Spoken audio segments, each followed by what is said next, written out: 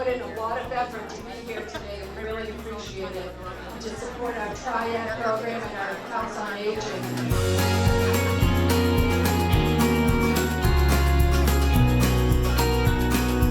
I wanted to give a big thanks to Emily Williams, who is the COA director. He has been doing a tremendous job. And Maddie and Ann and everyone in the office, fantastic job. And Bill.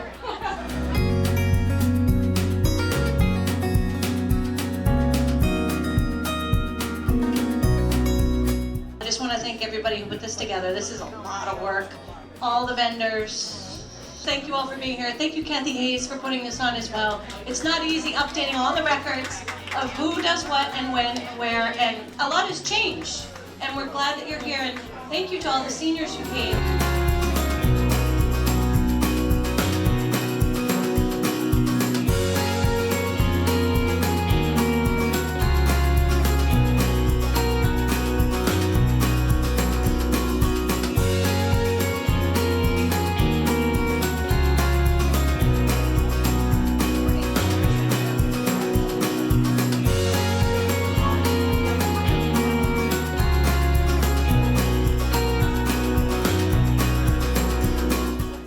I've been the k-9 handler after Chief Del Monte since 2006.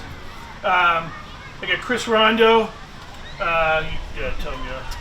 I got on the department in 2015, and I got my k-9 partner Ito in September of 2020.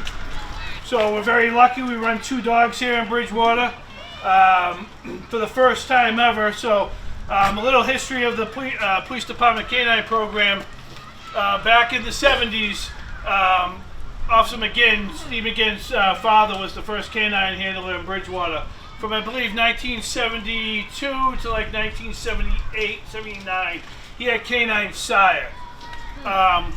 Once Sire retired, we went without a program for about 17 years, and it wasn't until Chief Del Monte, which was Patrolman Del Monte at the time, that got the dog program back up and running, and he had k-9 Gorby that worked here from, I'm going to get the dates wrong here, but all the way pretty much up until 2004, from like 1990, mid-90s to 2004. Gorby was 3 years old when he got him in West Germany, and he worked in the department for like 10 years. So Gorby's like 12 or 13 when he passed away. We went a year and a half without a program, and a gentleman by the name of Russell Cook, who used to own the old Julio's Cafe on Spring Street, Russell is the one that actually donated the money so we could have a program today. He was very generous. He ended up passing away from asbestosis, and he had a fund, or he had a donation that he donated to the Bridgewater Police Department, a large amount of money for life-saving equipment. And with that donation, we put in defibrillators in all our cruisers.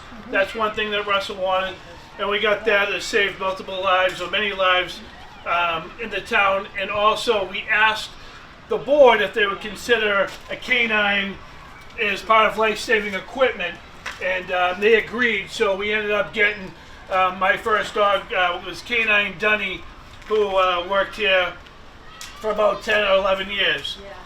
Once Dunny passed away, my second partner was k-9 Poppy. He was 9.5 when he passed away. But prior to him passing away, with the foresight of Chief Del Monte, because k-9's near and dear to his heart, he decided for the first time ever that we were going to put on a second k-9 handle and have 2 dogs, which we reluctantly selected Chris Rondo. And we partnered him up with k-9 Ito. Well, it used to be you. You used to be the guy. I used to be the guy, and now they knew that I was getting on the senior side, so they wanted a younger person. But no, Chris has been doing a great job. Him and his partner doing an excellent job out there and taking the bulk of the calls, because my role has changed since I got promoted to sergeant a couple years ago. So I still have a dog. I have k-9 McKee. I'm actually his third handler.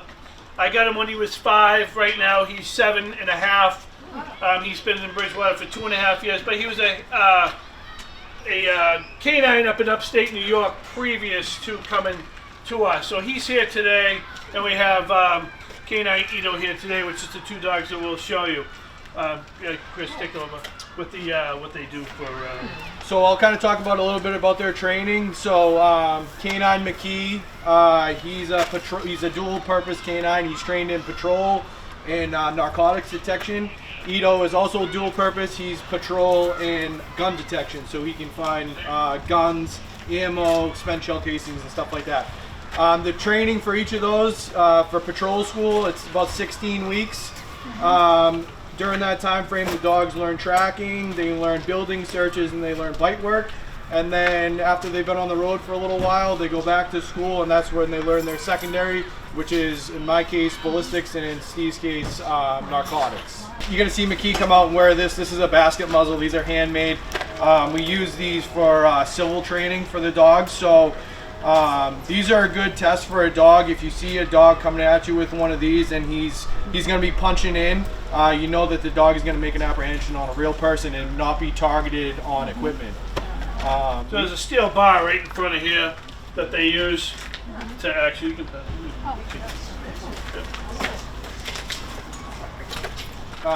So there's a couple of different types of vests. This is a Storm ballistic vest. These vests were donated by Mass Vested Dog.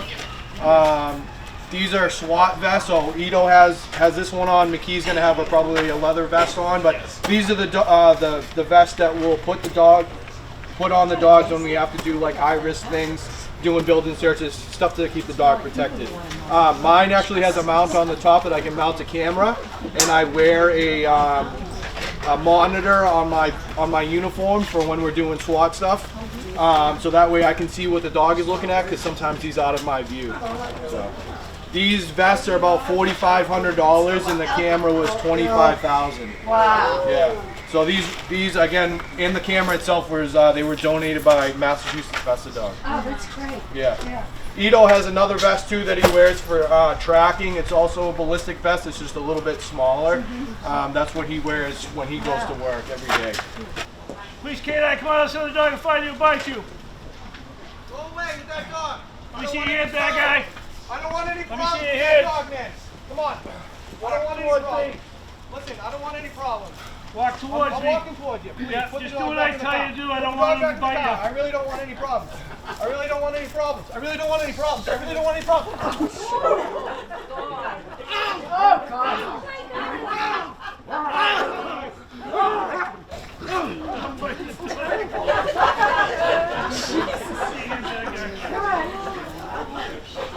Oh, good. Oh, my God.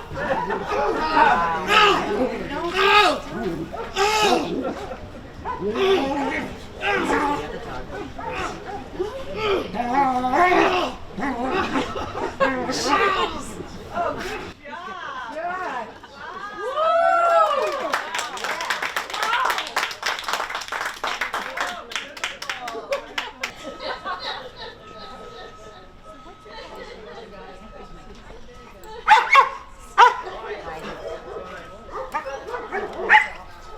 Please, Karen, come on, put your hands. Walk towards me, bad guy. Looking for me? Yeah, walk towards me. Walk towards me, or I'll send the dog. Come on.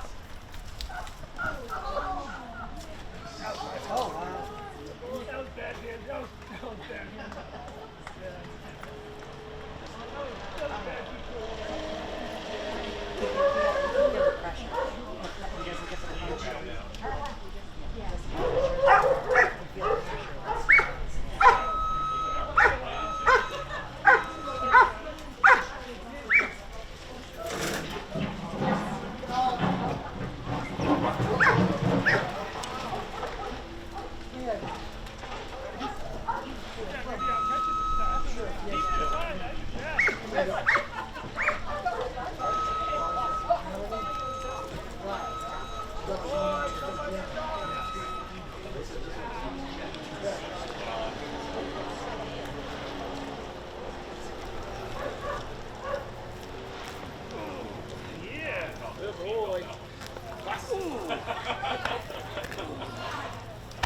So you can see Ito's got his legs wrapped around Steve.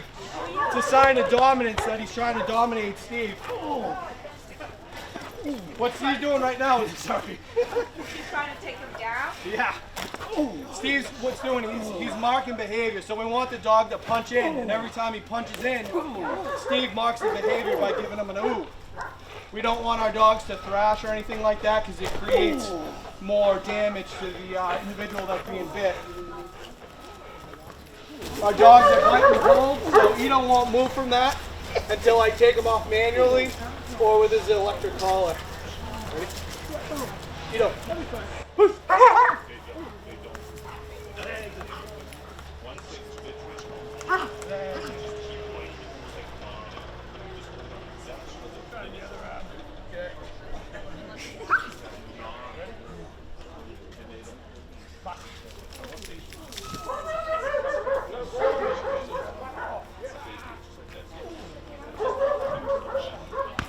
He wants to get out.